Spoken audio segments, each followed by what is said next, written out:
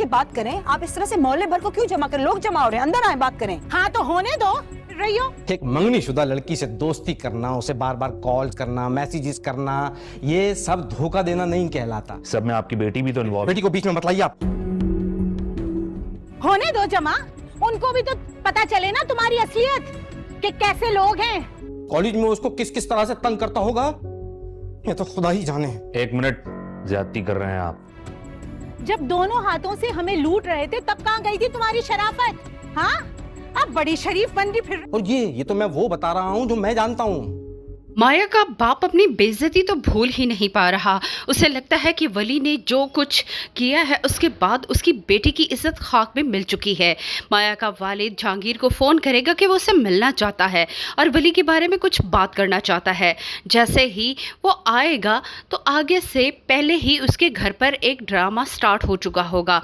वलीद की माँ आकर वो मंगनी का सामान मांगना चाहेगी जो उन्होंने माया को दिया था। वो गेट पर खड़े होकर जिस तरह से माया के बारे में बातें कर रही होगी उसे सुनकर माया की माँ को बहुत गुस्सा आएगा। वो उसे कहेगी कि वो अंदर आकर बात करे, लेकिन वो उसे साफ साफ कह देगी कि वो उसे लूट रहे थे।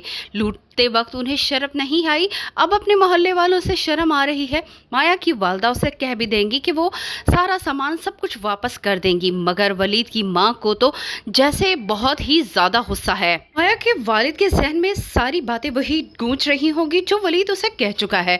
इसीलिए वो फ़ौरन जहांगीर के पास जाएगा, जहांगीर को बताएगा कि उसका बेटा किस तरह उसकी बेटी के पीछे पड़ा रहा है, जिस तरह से उसे कॉल्स और मैसेजेस करता रहा है, उसके मंगेतर के सामने उसे बदतमीज़ी की है और उसके बाप के सामने भी। अगर उन्होंने ज़रा भी इस पर एक्शन ना लिया तो बहुत ज़्यादा बुरा होगा। यहाँ पर वलीद उनके जाने के बाद फ़ौरन ही अपने बाप से कह देगा कि वो माया के साथ शादी करना चाहता है, मगर जहांगीर भी इस शादी पर राज़ी नहीं होगा।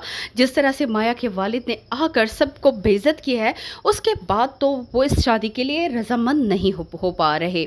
दूसरी तरफ माया तो बहुत ज़्यादा खुश है कि वलीद से उसकी जान छूट चुकी है।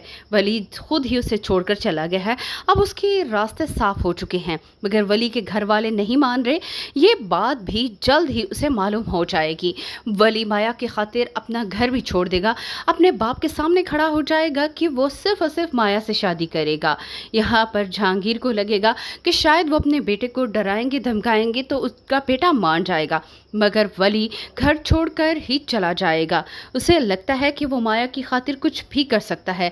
अपने बाप से वो यही कहेगा कि उसने उनके ख्वाब की खातिर अपने ख्वाब चकनाचूर कर दिए, मगर वो माया को किसी भी सूरत छोड़ने को तैयार नहीं। वीडियो पसंद आई तो वीडियो को लाइक कर दें, चैनल पे रहें तो जल्दी से सब्सक्राइब भी कर दें।